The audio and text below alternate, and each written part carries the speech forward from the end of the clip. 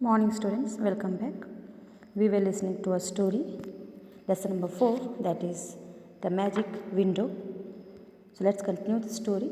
In the last part, we saw that Jimmy was laughing, seeing all the funny animals from the window from his room. Fine. So let's see the next one. Jimmy finds it hard to stop laughing because he sees a bear playing the drums, an elephant jumping on a trampoline, and a dog wearing a pair of glasses and talking about the country. Jimmy does not tell anyone about this because who is going to believe him? So, children, when he was not feeling well, he was sleeping all alone in one room. There he saw many animals from the window. There he sees bear who was playing drums, an elephant who was jumping in a trampoline. Trampoline means, children, a piece of sports equipment that you jump up and down. It is used for jumping, just for fun. And again he sees a dog wearing a pair of glasses, and the dog was talking about the country. Children, is it possible? Animals talking about the country and playing in the trampoline? No. Looking at this, he felt very happy and he started laughing. Burst laughing means he started laughing very loudly. But this thing he didn't tell to anyone because he thought that nobody will believe it, isn't it? Even we don't believe this. Okay, the next one. The strange character put joy back in Jimmy's heart. Before long, his health improved so much that he is able to go back to school the next day. At school, Jimmy tells his friends about the strange things he had seen. While he talks to the best friend, Jimmy sees something sticking out of his friend's school bag.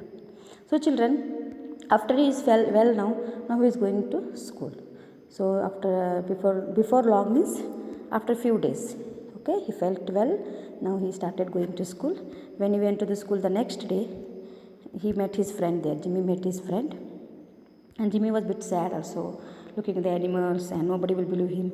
He told his friend about the animals he saw from the window, and his friend was there. No, he kept some fancy dress sweets, means fancy dresses in the bag to make a fun to all the friends. Looking this, he became very happy. So he asked his friend to show me what was there in the bag. Then that friend showed that in the bag there were fancy dress costumes were there. You know, you have done in the KG classes fancy dress costumes. Jimmy's friend used to keep that and just enjoy in the school. Because Jimmy was not at school, he was not feeling well, that's why. Inside were all the fancy dress suits that his best friend had been using to try to cheer him up.